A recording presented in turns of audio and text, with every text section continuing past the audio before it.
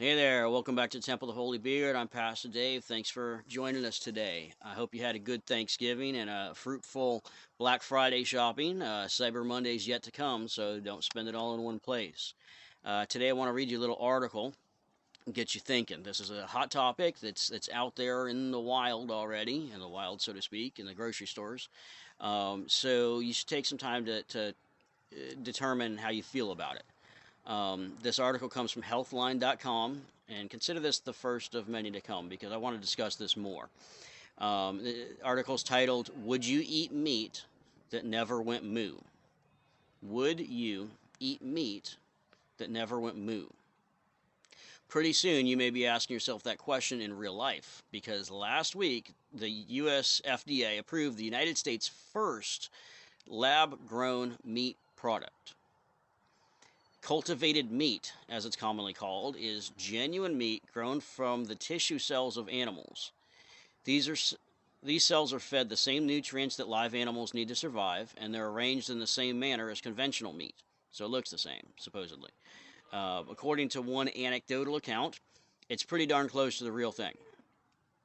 In fact, cultivated meat may actually be safer to eat than meat that goes moo. The lack of live animals involved in production almost eliminates the risk of fecal contamination. I wonder why they say almost. Is there still some risk? Where do they get fecal from if it's grown in the lab? Anyway, I digress. Fecal contamination, which is the leading source of food poisoning deaths in the United States.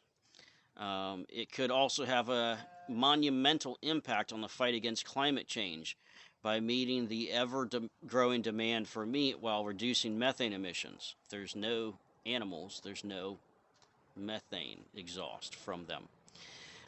There's mounting evidence that we won't be able to avoid the most severe consequences of climate change without finding a way to farm less livestock, and meat alternatives don't appear to be catching on at the rate that's necessary. Needless to say, animals stand to gain the most. 10 billion farm animals are slaughtered per year in, in the United States. That seems high. I guess that seems high. Anyway, needless to say, animals stand to gain the most. 10 billion farm animals are slaughtered per year in the United States, the majority of which live their entire life in unthinkable conditions. I question that unthinkable conditions. Anyway, uh, all that said, research shows we're a long way from cultivated meat being a perfect substitute. It faces a bounty of obstacles, including concerns about potential cancer promoting properties of genetically modified cells, debate over whether it can be considered kosher, how to bring production costs, how to bring down production costs, and if it has the same nutritional value as conventional meat. Apparently, it's also hard to replicate that unique meaty aroma. Okay, anyway. Last week, Upside Foods lab grown chicken product became the first FDA approved lab grown meat. Experts are hopeful that cultivated meat can help satisfy the growing global demand for meat, which is a significant contributor to greenhouse gas emissions. There are many challenges ahead for the new industry, but the FDA's recent approval is an important milestone to the decades long journey to get to this point. Now, this saying it's the first FDA approved, interests me because get used to looking at the packaging of the food you buy in the store if you're not already. People are already reporting all over the country, all over other countries, in fact, too, seeing packaged food products from the store having a label on there of what's the word for it?